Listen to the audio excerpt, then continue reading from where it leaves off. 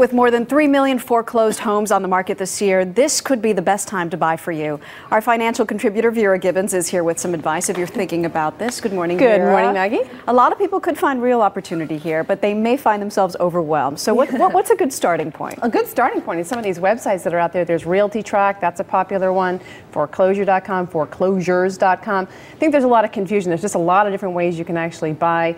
One way is in the pre-foreclosure stage, and this is actually a good stage to be buying because the seller at this stage is likely going to be motivated. They want to move the property, so there's likely going to be some room for negotiation as far as the price goes.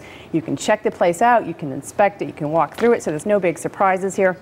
The downside of buying this way is that the seller is probably going to be pretty emotional. They are, after all, financially distressed. I mean, they're in a pretty bad state financially there, so you have to consider that. And also, there may be secondary debt, like a second mortgage, that the buyer would actually have to assume it. You would have to assume that. So that's just something to think about. But buying this way, you could save potentially 20% off potential market value. Huge savings. And for people out there, that's also what's known as a short sale. Right, when the lender agrees to sell you the property for less than is on the loan. But you got to make the decision quick. Yes, you do. So yes, you do. You have a very short window. No dilly-dallying. All right, so let's say the buyer, the owner doesn't sell, then it goes into a foreclosure auction. Right. So a couple of red flags here, aren't there? Yeah. Then it goes to auction. Everybody thinks this is the place to buy. And true, there are some really good values here. You could potentially save 30, 40%. In some markets, up to 80% off the potential market value. So great.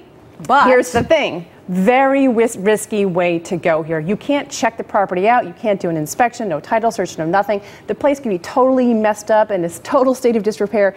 You wouldn't even know it. So it's a very risky way to go. It's cash only. Really the way for the seasoned investor, not for someone who's just jumping into this game for the first time. Someone who just wants to turn it around. And turn it into rental properties or whatever else, yes. So maybe the safer way to go is when it goes back to the bank if it doesn't sell at auction. That's what happens. And the final stage, it goes back to the bank. About 50 out of 100 properties are now going back to the banks. Over 1 million properties this year will be bank owned. So there's a lot of selection. So that means good prices. When you have a glut of inventory, the prices are good. So very good values here. This is actually the safest way to buy.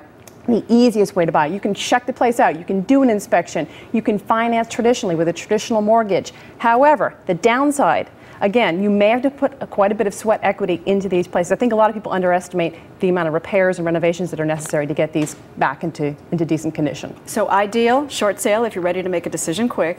If not, maybe hold out until it goes back to the bank because you're going to have, unfortunately, plenty of inventory. That's right. I mean, the bank owned would be the way for the first-time buyer in particular, or someone who's looking to buy a second home or vacation home. All right, Vera, thank you very much. Thank you, Maggie. Of course, we're going to put all of this information on our website, Foreclosed Homes, on earlyshow.cbsnews.com.